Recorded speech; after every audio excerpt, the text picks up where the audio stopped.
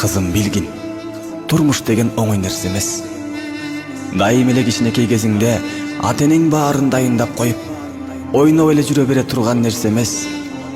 Турмуш деген эң татаал, ар кандай сыноолорго, күтүүсүз кырдаалдарга, кыйынчылыктарга толгон жол.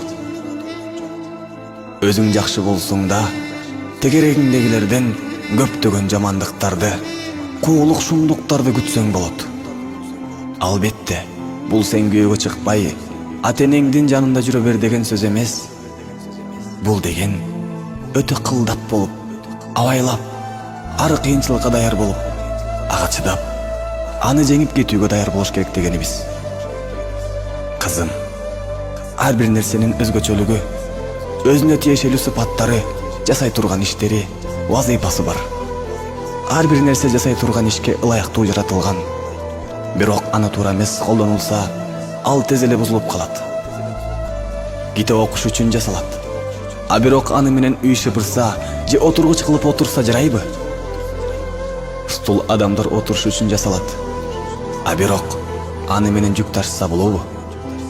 Албетте болбойт.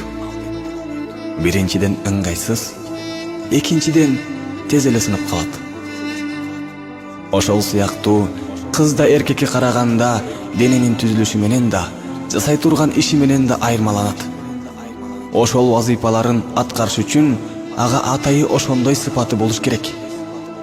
Кызым билгин, ар ким өмүрүндө бир нече тепкич басып өтөт. Ар бир тепкичте өзүнүн шарты болот. Анын жакшы жагы да, терс жагы да бар.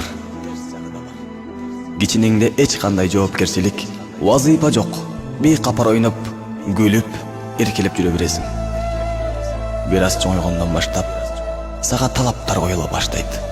Сен окушуң керек, үйдө энеңе жардам беришиң керек, ар нерсени үйрөнө башташың керек.